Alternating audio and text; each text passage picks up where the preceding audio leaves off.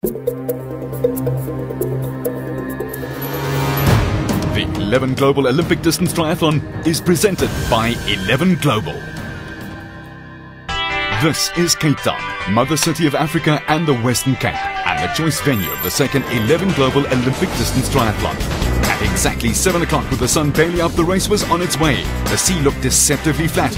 Early on, the lead was taken by Hendrik de Villiers with a strong field of Alan Woodward, Erhard Wolfart and Kent Horner, to name just a few, right on his heels. South African Hendrik de Villiers out first and a very good time of 17 minutes and 42 seconds. Kent Horner 25 seconds behind him, and Alan Woodward of Ireland 13 seconds after Horner. Dann Brook from Leeds in the UK and Erhard Wolfart, winner of the 11 Global Sun City event, are on their heels. Not long after the men, Rihanna de Lange enters transition, completing a very good swim. She recently switched to the Olympic distance and ultra distance, and a decision very fine right here.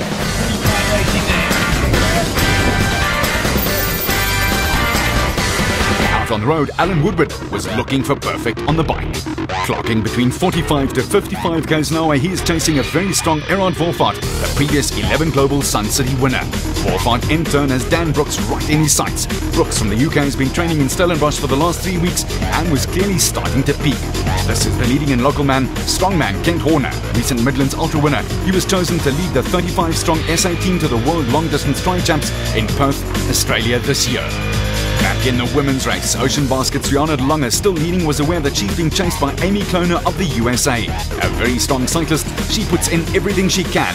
At the first turnaround point, Kloner already made up more than 3 minutes on the gap between her and current leader Rihanna de Lange. A self-confessed non-lover of her swim leg, her bike and run are her strongest points.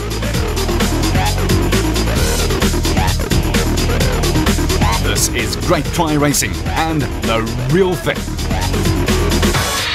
Into transition and hanging on to his lead, Kent Horner.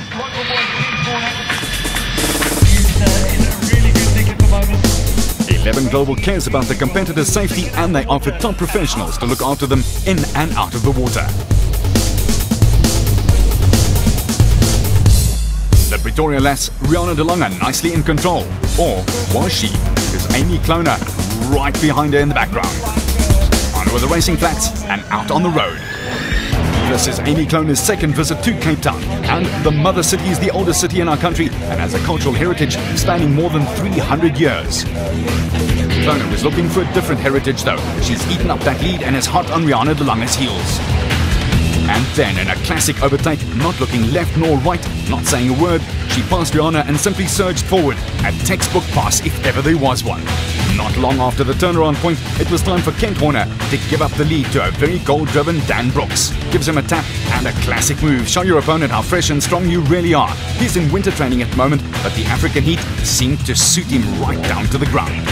Into the finish straight comes Dann Brooks to break the winning tape, and he never gave up. A great pass, a great win, and a great race.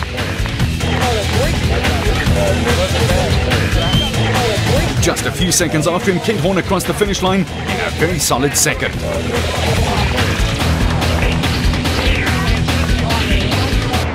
So, standing alongside me, Dann Brook from Leeds in the United Kingdom. The winner today, a surprise win for you and everybody else. Yeah, I didn't expect to come here and win today. It was, it's just great. I've been training pretty hard, so I just wanted to come here and just have a good tempo session. And yeah, it was great. I mean, I felt good today. I didn't expect to catch Kent when I went out on the run, and he just came back to me and I just ran away with it. So yeah, it's great.